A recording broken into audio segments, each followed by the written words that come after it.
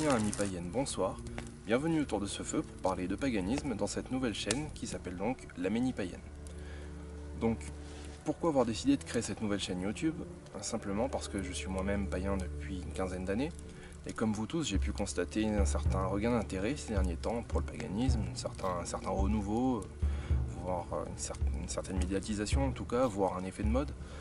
Donc c'est plus ou moins une bonne chose, mais qui a aussi ses revers, c'est-à-dire que les croyances de nos ancêtres sont souvent présentées comme extrêmement simplistes, extrêmement imagées, voire clairement tournées en ridicule, alors qu'en réalité il s'agit d'une spiritualité qui est extrêmement complexe.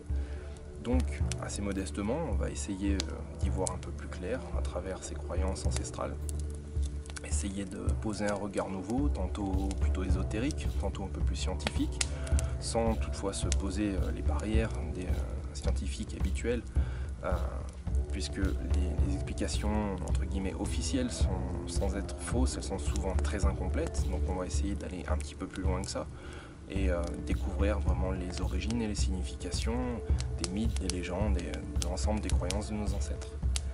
Donc bien sûr on va étudier la mythologie, donc celte, gréco-romaine, slave, germanique, donc l'ensemble des paganismes européens, en allant chercher au plus loin de la préhistoire les racines de ces croyances, puisque on peut déjà parler de paganisme, vous savez, ces peintures qu'on appelle un petit peu familièrement peintures rupestres,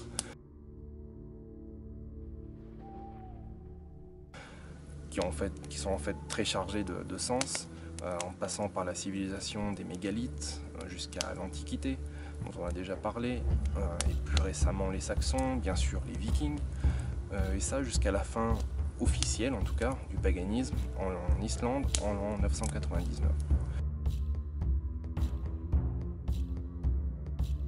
Donc ça c'est pour la partie purement historique, mais on s'interrogera aussi d'un point de vue d'homme du 21e siècle, comment vivre aujourd'hui dans les années 2000 en tant que païen, comment se considérer païen aujourd'hui. Donc pour ce faire on va parler un petit peu de tribalisme, on va parler de retour à la terre, on va parler de permaculture, et de toutes ces choses qui peuvent permettre en tout cas, autant physiquement que spirituellement, de retourner à un mode de vie plus sain, plus proche de la nature et plus proche des croyances de nos ancêtres.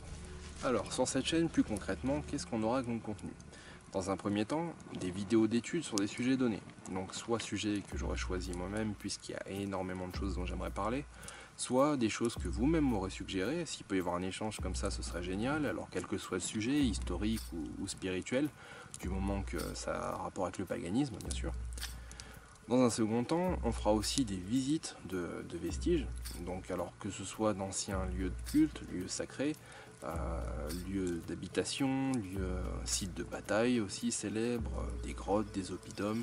La France regorge de ce genre de vestiges, donc on aura vraiment que l'embarras du choix et ça fera un contenu, je pense, sympa, je l'espère en tout cas.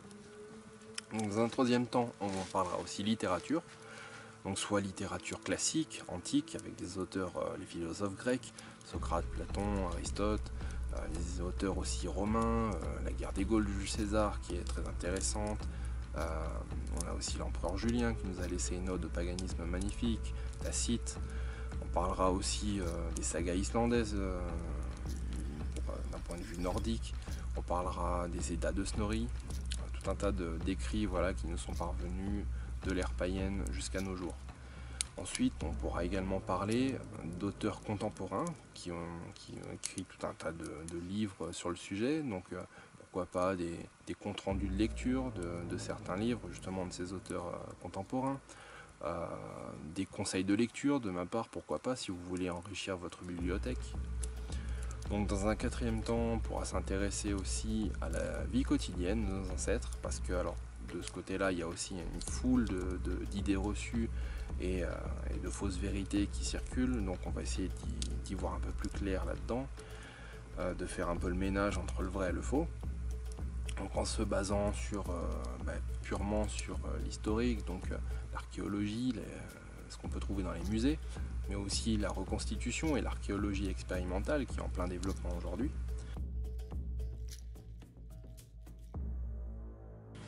Et enfin, si le nombre d'abonnés le permet dans le futur, ce serait peut-être sympa de faire des lives, pourquoi pas.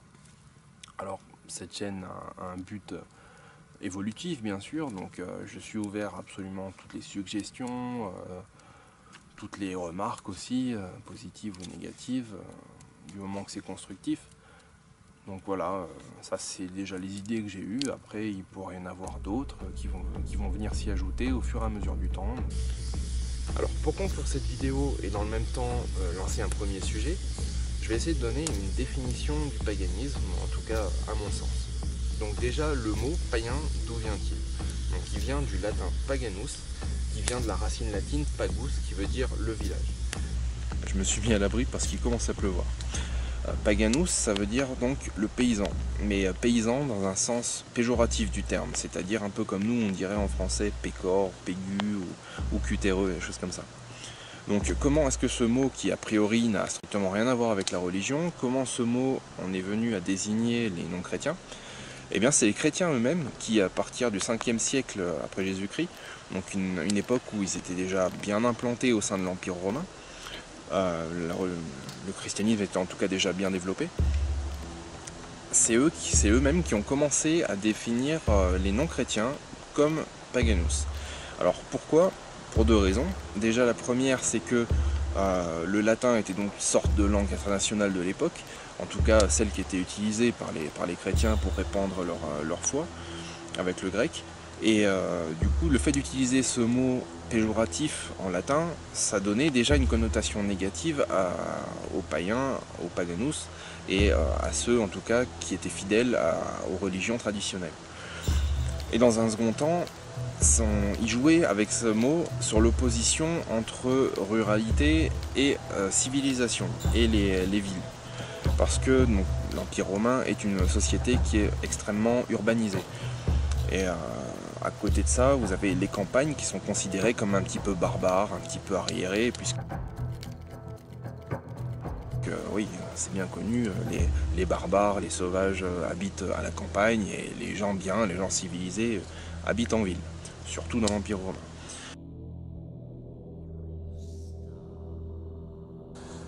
Donc les chrétiens ont vraiment joué sur cette opposition entre civilisés qui vivent en ville et qui se convertissent à la nouvelle religion, en opposition aux ruraux barbares qui restent fidèles aux anciennes traditions. D'autant plus que les campagnes dans l'ensemble des pays européens sont restées très longtemps fidèles justement à ces anciennes traditions, beaucoup plus longtemps que les villes en tout cas, puisque certaines campagnes sont restées païennes, même quelquefois des dizaines, voire des centaines d'années après la christianisation même officielle de leur pays. Donc, pourquoi ce mot, je trouve qu'il est bien choisi, malgré tout, même si c'est un mot d'origine négative et qu'il a été choisi par les chrétiens, je trouve qu'il est quand même bien choisi parce qu'il met toutes les croyances païennes sur un pied d'égalité, que l'on soit helléniste, odiniste ou peu importe sa sensibilité. Il n'y a pas de religion qui est plus importante ou mieux qu'une autre. Voilà. Toutes les formes de paganisme sont mises sur un pied d'égalité et pour moi je trouve ça une très bonne chose parce que loin de s'opposer, pour moi toutes ces croyances sont complémentaires et même identiques. Donc, ce qui nous amène à un deuxième point, c'est la définition moderne du paganisme. Donc souvent c'est décrit comme simplement un païen c'est un non-chrétien ou en tout cas un adepte des religions pré-chrétiennes. D'ailleurs les chrétiens font souvent l'amalgame athée-païen. Ils définissent souvent les athées comme étant païens, alors que c'est pas du tout, bien entendu, c'est pas du tout la même chose, c'est pas du tout la même démarche, ni la même spiritualité. Mais enfin bon, ils font souvent cet amalgame-là.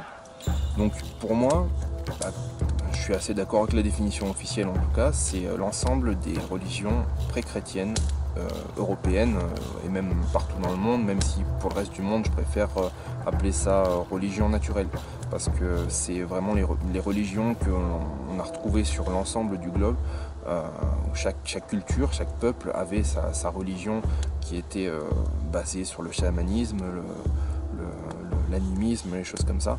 Donc j'englobe tout ça dans religion naturelle, alors que quand je parle de paganisme, je me centre plus vers les croyances européennes en tout cas.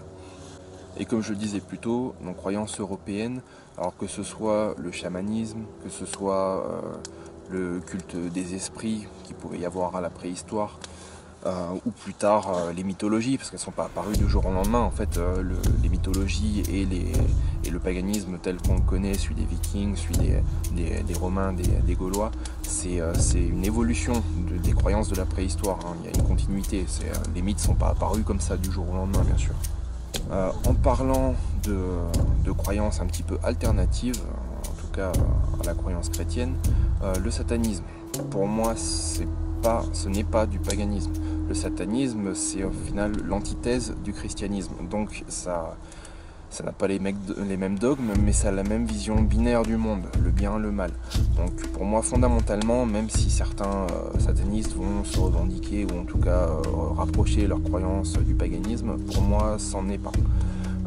Ensuite, en ce qui concerne la Wicca, alors là, je suis un peu partagé. En fait, ça dépend vraiment des pratiquants, parce que autant certains pratiquants s'inspirent vraiment du paganisme et ont une vraie spiritualité à côté de la pratique magique, autant on a beaucoup aujourd'hui de Wiccans, Harry Potter, si je peux les appeler comme ça. Vous voyez ce que je veux dire. Donc pour moi, la Wicca, c'est vraiment à mettre à part. Ça dépend des pratiquants. Mais bon, c'est quelque chose dont je ne parlerai pas parce que je n'y connais pas trop, et surtout la Wicca s'intéresse vraiment essentiellement au côté magique en fait. Or la magie, même si on peut la relier avec le paganisme, il y avait des croyances magiques bien entendu, mais la Wicca s'intéresse vraiment surtout à ce côté magique et un peu moins au côté spirituel, d'autant que la magie n'était pas forcément quelque chose de vraiment répandu, populaire. En fait, il y avait certainement des sorciers, des chamans, des druides qui pratiquaient la magie, mais tout un chacun, l'homme du peuple, ne pratiquait pas forcément la magie à son niveau. Donc c'est une petite case qu'on peut mettre dans le paganisme, encore une fois, selon la sensibilité de chacun, selon les pratiques, les pratiquants et leur philosophie et leur spiritualité.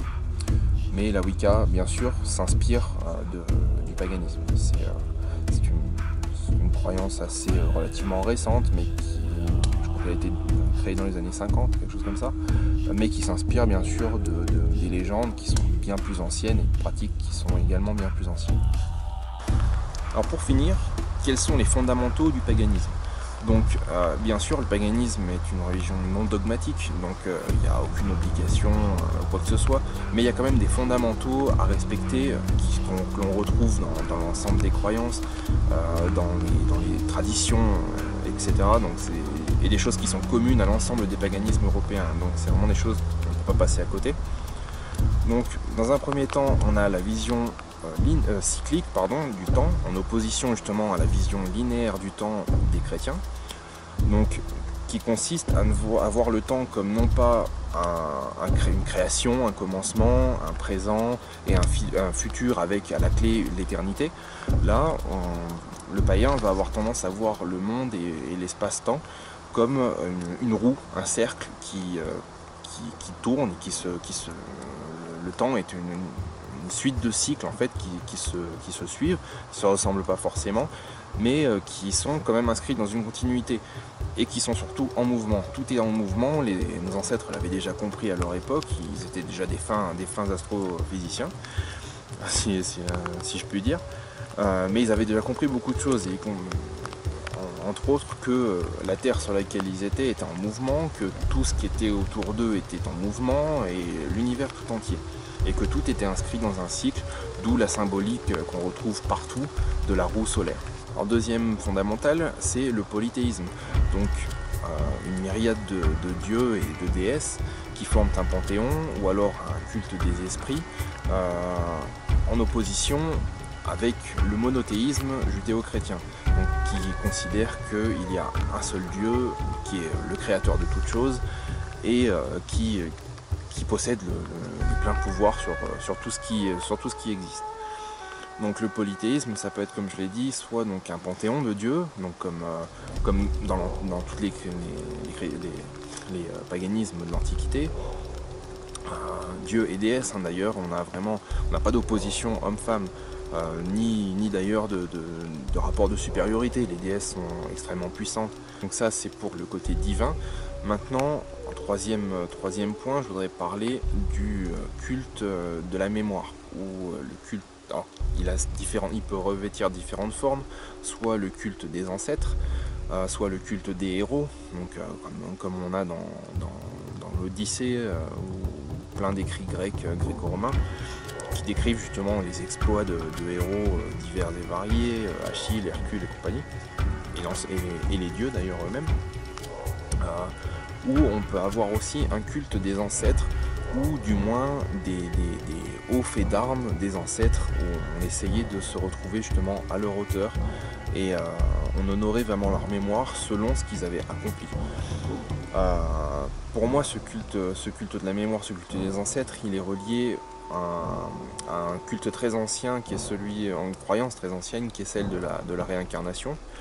Donc on a de très nombreux exemples, de toute façon ça fera l'objet d'une vidéo, je ne vais pas m'étendre sur le sujet, mais la réincarnation c'était avéré déjà comme étant une croyance chez de nombreux peuples, notamment les Gaulois, et aussi dans de nombreux peuples antérieurs aux Gaulois.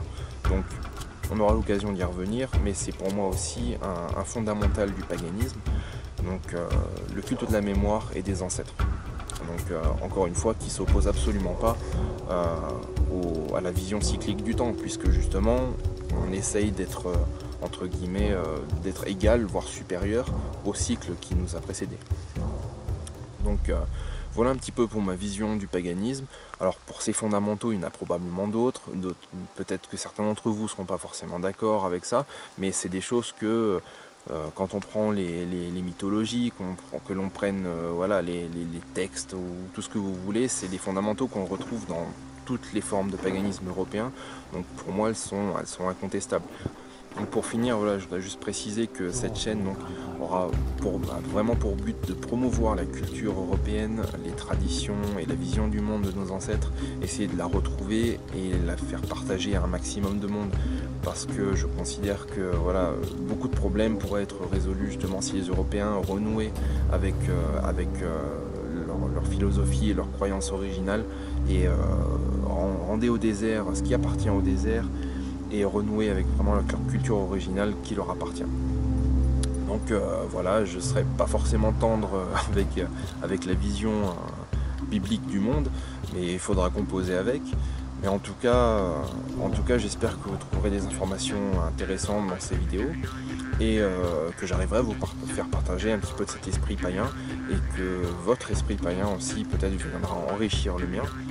Encore une fois, cette chaîne se veut vraiment sur une base d'échange, donc entre vous dans les commentaires, entre nous pourquoi pas, mais tout en gardant bien sûr le respect qui est dû à tout un chacun, et surtout entre barbares païens.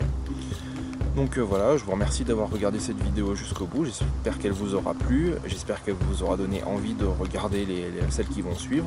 Je vais essayer d'ajouter régulièrement du contenu, je ne sais pas encore à quelle fréquence, mais ce sera probablement toutes les 2 semaines pour commencer, et ensuite je verrai si j'arrive à tenir ce rythme.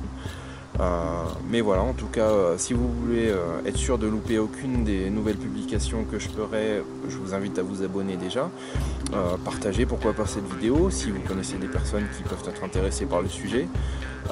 Mettez un pouce vers le haut ou vers le bas, hein, c'est selon si vous avez aimé ou non. N'hésitez pas à commenter aussi, me faire des remarques sur ce que vous avez aimé ou moins sur cette vidéo, et si le concept vous plaît en tout cas. Donc voilà, merci d'avoir regardé, et puis à bientôt pour une nouvelle vidéo.